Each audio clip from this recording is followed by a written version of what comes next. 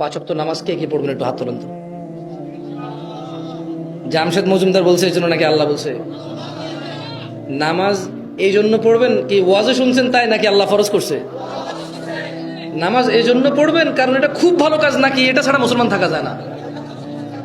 বসেন বসেন। আচ্ছা, আপনি আমার বাড়িতে আসছেন, আপনাকে আমি ডাইল ভাত খাওয়াইলাম, এটা কি অস্বাভাবিক খানা নাকি স্বাভাবিক খানা?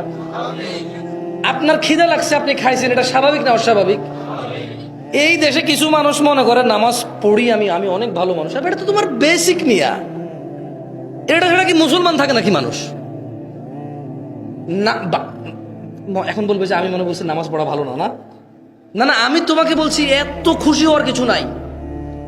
নামাজ পড়া তো এটা যে কি, এটা তো হলো যে মানে ওই যে অ্যাটেন্ডেন্স। কি একজন মানুষ মুসলমান এটার অ্যাটেন্ডেন্স কি?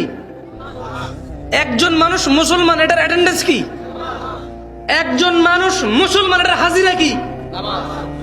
একজন মানুষ মুসলমান এটার হাজিরা কি?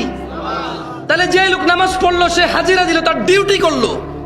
সে যে ইসলামে ভর্তি হলো আশহাদু আল্লা ইলাহা ইল্লাল্লাহ বলে ও আশহাদু আন্না মুহাম্মাদান আবদুল্লাহি ওয়া রাসূলুহু বলে, সে যে বললো আমি সাক্ষী দিচ্ছি আল্লাহ ছাড়া মাবুদ নাই, আল্লাহ নবী মুহাম্মদ সাল্লাল্লাহু আলাইহি ওয়াসাল্লাম ওনার বান্দা এবং রাসূল, সে ভর্তি হয়েছে কিনা ইসলামে? ইসলামে ভর্তি হয়েছে কিনা? এখন তার ক্লাস, ডেইলি ক্লাস হচ্ছে সে নামাজে আসা মানে অ্যাটেন্ডেন্স দিয়ে যাও যে হ্যাঁ লাব্বাইক, আমি যে সাক্ষী দিছি আল্লাহ ছাড়া মাবুদ নাই, এটা আমি আজকে হাজিরা দিছি।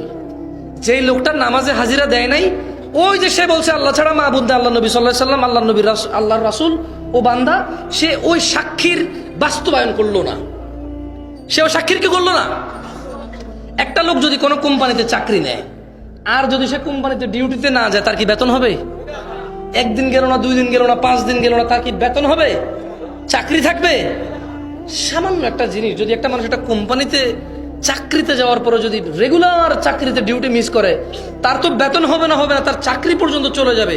তাহলে একজন মানুষ যখন সাক্ষী দিয়ে ইসলামে আসে যে আল্লাহ ছাড়া মাবুদ নাই, আর যখন ওই আল্লাহ সালাতকে ফরজ করে, অনিবার্য করে, দিনে 5 বার করে, সে যদি এটা থেকে বিরত থাকে, তাহলে তার কিভাবে ঈমান থাকে?